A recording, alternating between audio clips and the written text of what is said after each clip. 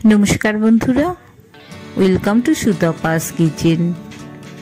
आबारो आमी खूब सहज सरल एक सुंदर रेसिपि निये तोमादेर काछे हाजिर हयेछि।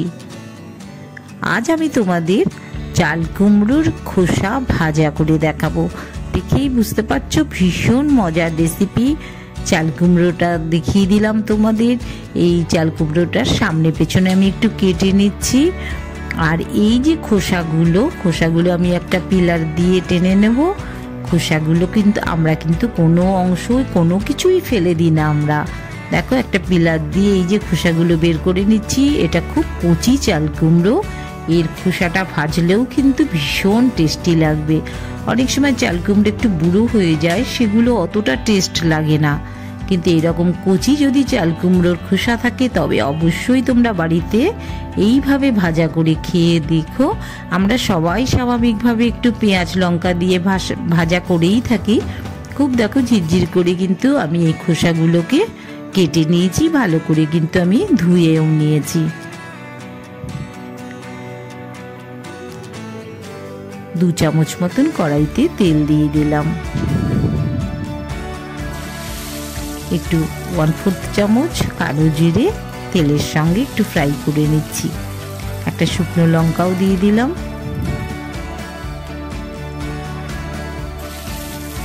দুটো তিনটে কাঁচা লঙ্কা দিয়ে দিলাম।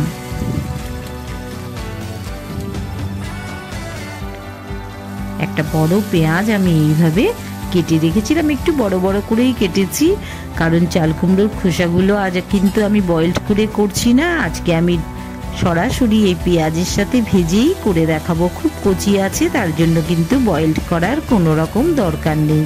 পেঁয়াজগুলো একটু বড় বড় আছে, একই সাথে খোসার সাথেই কিন্তু ভাজা হয়ে যাবে।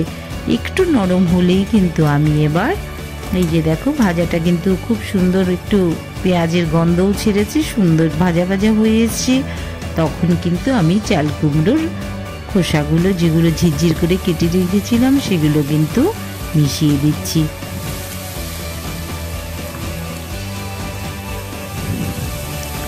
একটু ওপর নিচ করে নিচ্ছি আমি।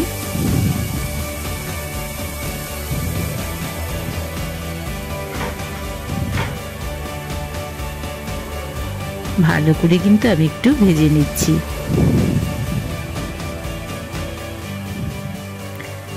এই খোসাগুলোর থেকেও কিন্তু অল্প অল্প করে একটু জল বেরোতে থাকে। এদিকে দেখো 2 চামচ মতন আমি কিন্তু সাদা কালো সর্ষে, 4-5টা কাঁচা লঙ্কা,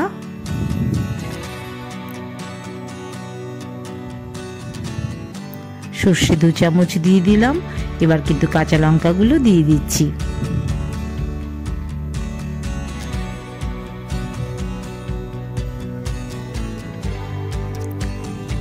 বেশ কয়েকটা চীনা বাদাম একই সঙ্গে কিন্তু আমি একটু বেটে নেব।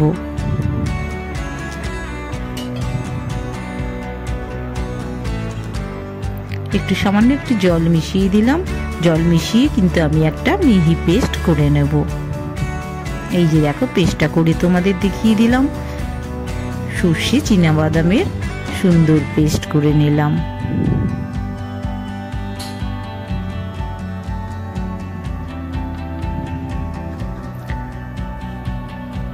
ঘরে নারকেল ছিল, নারকেলটাকে কিন্তু কুড়িয়ে নিয়ে এভাবে একটু চটকে নিচ্ছি। তাহলে কি হবে, নারকেলটা বেশ নরম হবে। পেস্ট করলে কিন্তু একদম মিশে যায়। তার থেকে যদি তোমরা এইভাবে একটু চটকে নাও, দেখো এর কিন্তু রসটাও বেরিয়ে আসছে। নারকেলের এটাকে আমরা দুধ বলে থাকি। সেই রসটার সাথে এবার নারকেলটা কিন্তু খুব ভালো করে চটকে নিলে খেতে কিন্তু ভীষণ ভালো লাগবে। এটা যখন অনেকটাই ভাজা হয়ে আসছে, এবার কিন্তু আমি 1 চামচ লবণ আর 1/2 চামচের মতন হলুদ দিয়ে আমি বাকি ভাজাটা কমপ্লিট করে নেব। জলটা ছেড়ে দিয়েছি। এবার কিন্তু নুন হলুদের সাথে এটা কিন্তু খুব ভালোভাবে ড্রাই পেস্ট হয়ে যাবে। খুব ভালো করে কিন্তু আমি ভেজে নিচ্ছি।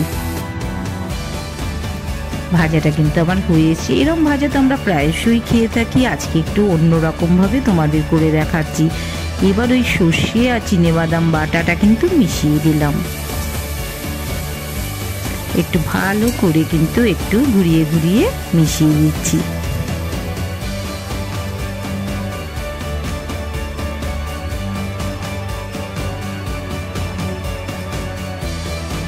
ভাজাটা কিন্তু অনেকটাই হয়ে এসছে, একদম নরম হয়ে গেছে।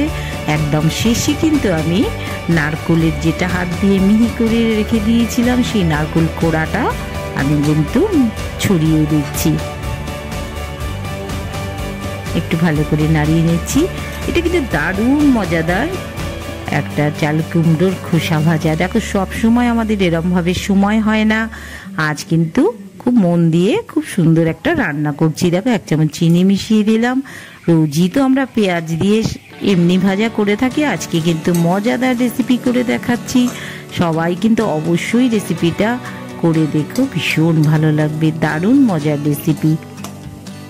এই এক ভাজা দিয়েই কিন্তু আমাদের অনেকটাই খাওয়া হয়ে যাবে।